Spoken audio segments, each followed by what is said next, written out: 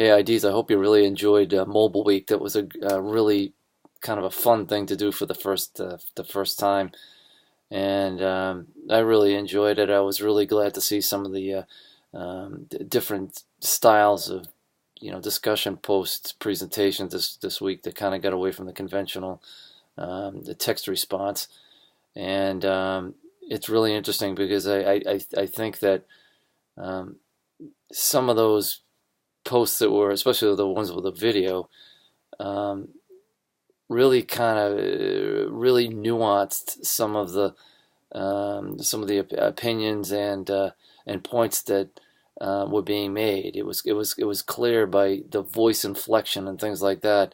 Um, the ones that um, the points that seemed to be the most important.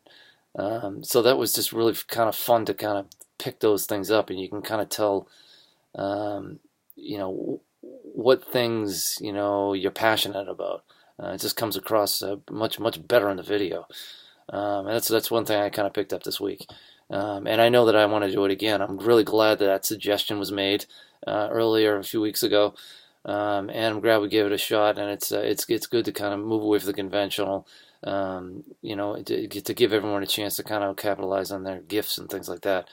So we are going to do it again. I'm going to call it the forum free for all. I think so. You can either do an audio bit, or you can do multimedia, or you can do a video or something like that. Or if you come up with something even more non-conventional, let's just do that, and we'll do that a couple more times, I think, before the course is over. But one thing I do want to make emphasize here, with if the question is raised, so, well, why can't we do that every week, right? Why can't we just do a video every week or whatever? And I have a pretty good reason why I would choose not to do that, and I have thought about it over the past few. The reason why I don't do that is that I come from a background as an elementary school teacher, and I come from a long line of educators and things. And one thing that I really strongly believe is that it doesn't really matter what level of instructor or teacher you are, you're always a teacher of reading and writing. And that's as simple as that. I don't care if I'm teaching kindergarten, I'm teaching, doctoral students or whatnot. I think it's really important that we always emphasize reading and writing. So that's always going to be a big part of my program, so to speak.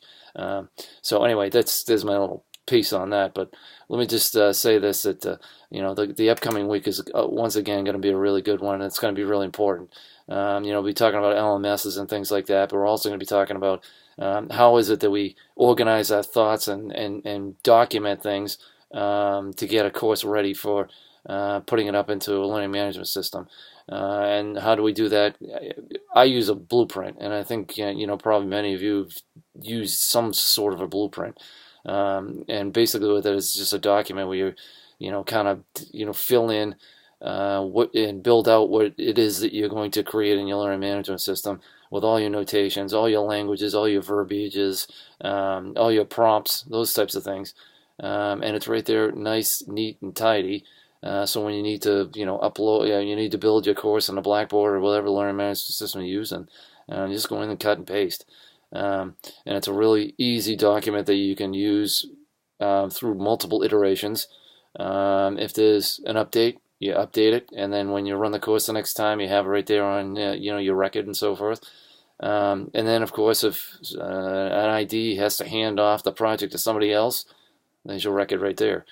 So again, it's another piece of learning of project management. Quite frankly, it's a way of keeping everything in order and making it so that it's easily transferred off to someone else, or if you want to take that course to another institution, you have that available too.